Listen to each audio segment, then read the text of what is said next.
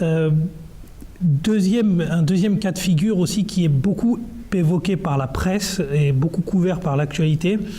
Il y a eu toutes ces affaires vous savez, de ce que l'on appelle l'islam conquérant. Alors l'islam conquérant, j'entends par là, il y a eu l'affaire des minarets suisses par exemple, où on a refusé aux musulmans d'établir des minarets parce que ça marquerait en quelque sorte un signe de la revenue du monde musulman tout entier dans l'Europe.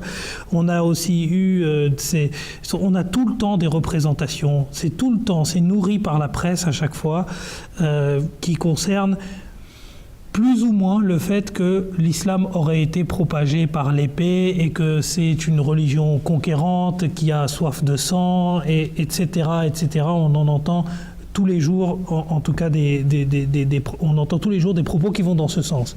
Et il y a certains chercheurs qui ont essayé de déconstruire cette idéologie. Je pense notamment à deux chercheurs qui ont écrit une note qui s'appelle du mythe renaissant de l'islam conquérant, qui faisait suite justement à cette affaire des minarets. Ces deux auteurs s'appellent Samir Amghar et Patrick Henny. Et en fait, il y a une logique de déconstruction de ces mythes. Mais aujourd'hui, en fait, ce qui serait intéressant, c'est de s'intéresser sur une personne qui a quand même mis un peu d'huile sur le feu, qui était le pape Benoît XVI, et qui est aujourd'hui du coup démissionnaire de sa fonction.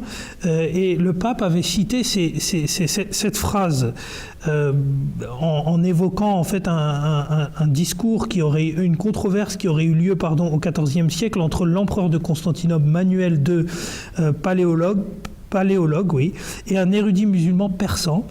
Et le pape a cité les termes même de l'empereur qui aurait dit « Montrez-moi ce que Mohammed a apporté de nouveau et vous ne verrez que des choses malsaines, inhumaines, telles que l'injonction de propager la foi qu'il prêchait par l'épée. » Tout musulman va se outrer face à ce qui est dit là et enfin...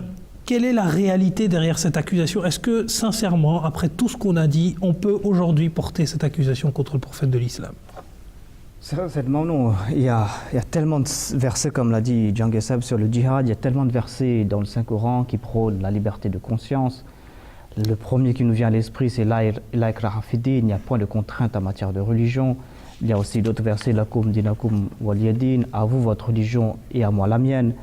Donc, les versets sont innombrables. Tournez chaque page du Saint-Coran et vous allez voir des versets qui disent que on ne peut pas forcer quelqu'un à accepter l'islam.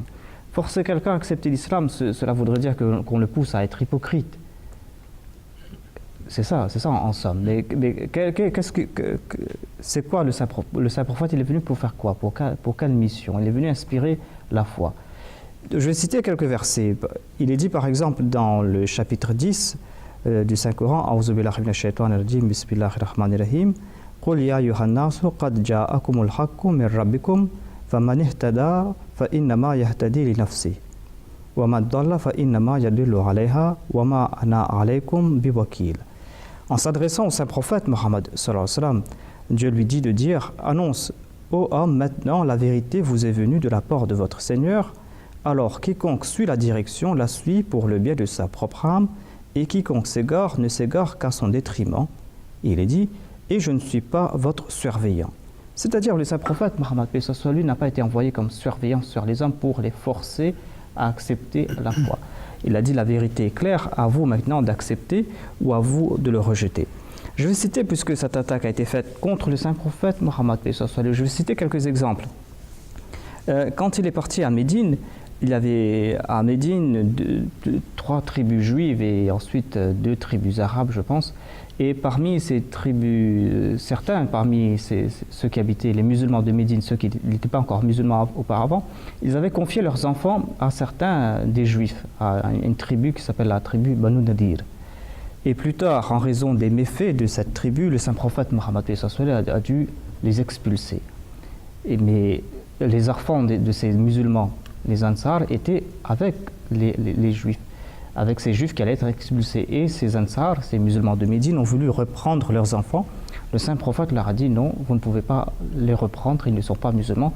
Ils ont vécu parmi ceux-là, vous ne pouvez pas les reprendre.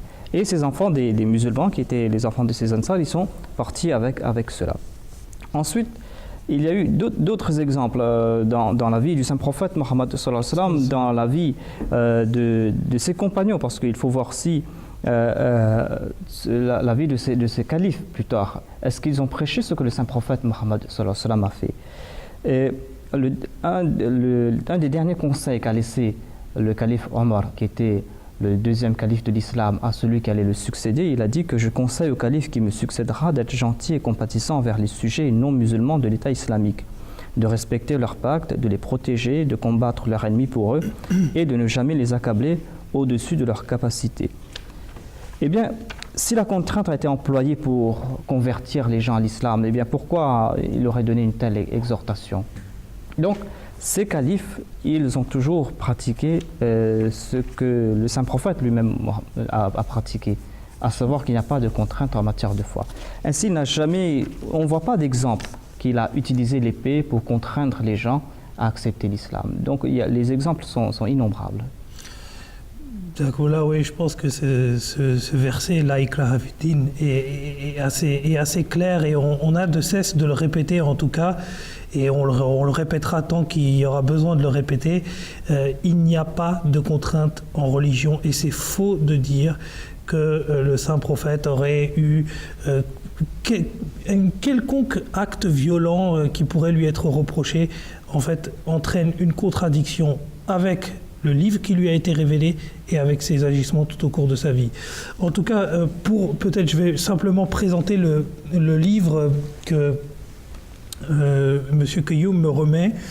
C'est justement, on parlait du calife de l'Ahmadiyya qui a répondu aux répliques du pape Benoît XVI, qui avait repris ce propos en fait du fameux empereur. Et sur cette propagation de la foi par l'épée et ces doctrines malsaines inventées de toutes pièces par cette personne, eh bien, nous vous proposons la lecture en fait de ce petit livre qui est assez court, en fait, qui fait 33 pages au total et qui est une lecture très intéressante et qui s'appelle Les répliques du calife au propos du pape. Et c'est effectivement les répliques du cinquième calife de l'Ahmadiyya qui répond justement à ces propos qu'a tenu le pape lors d'un de ses discours, il me semble.